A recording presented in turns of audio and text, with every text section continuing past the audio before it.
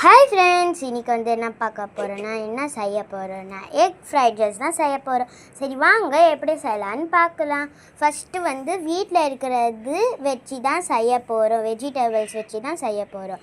So கொஞ்சம் கொடமிளகா, அதுக்கப்புறமா கொஞ்சம் பீன்ஸு, அதுக்கப்புறமா கொஞ்சம் வெங்காயம், அதுக்கப்புறமா முட்டை, இது வச்சு தான் செய்ய போகிறோம். வாங்க எப்படி செய்யலான்னு பார்க்கலாம். ஃபஸ்ட்டு கொஞ்சம் எண்ணெய் ஊற்றிக்கலாம், ஓகேவா.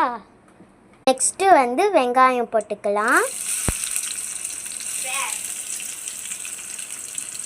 நல்லா வறுத்துக்கணும், சரிங்களா.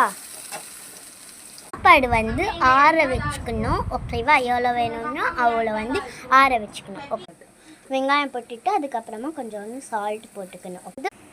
ஃபஸ்ட்டு முட்டை போட்டுக்கலாம் இப்போது, ஓகேவா. முட்டை நல்லா பெருசாக போட்டுக்கிட்டு அதுக்கப்புறமா அதுவும் பண்ணிக்கலாம், பிச்சுக்கலாம்.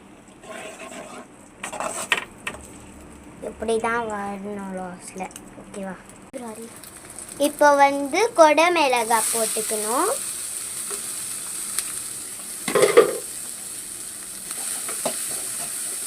இப்போ பீன்ஸ் போட்டுக்கணும்.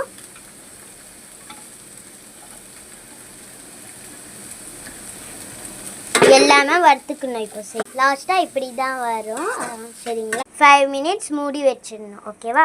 அதுக்கப்புறமா நல்லா பெருக்கிட்டு இப்போ சாப்பாடு போட்டுக்கணும்.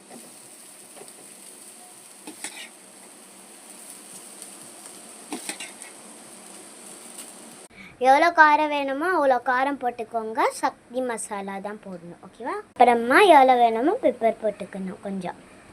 இப்போ கொஞ்சம் ஃப்ரைட் ரைஸ் மசாலா யூஸ் பண்ண மாட்டோம், அதனால சோயா சாஸ் போட்டுக்கிறோம், ஓகேவா.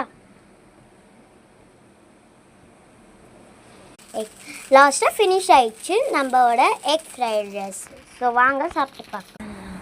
ஸோ லாஸ்ட்டாக சாப்பிட்டு பார்த்துடலாம்.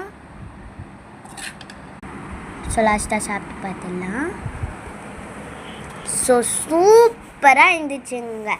ஸோ இந்த வீடியோ உங்களுக்கு பிடிச்சிருந்தா லைக் பண்ணுங்கள், கமெண்ட் பண்ணுங்கள், ஷேர் பண்ணுங்கள். அண்ட் மறக்காமல் இந்த ஜெஃபாம் வ்ளாக்ஸ் சப்ஸ்கிரைப் பண்ணிவிடுங்க. அந்த பெல் ஐக்கானும் கிளிக் பண்ணிவிடுங்க. பாய்.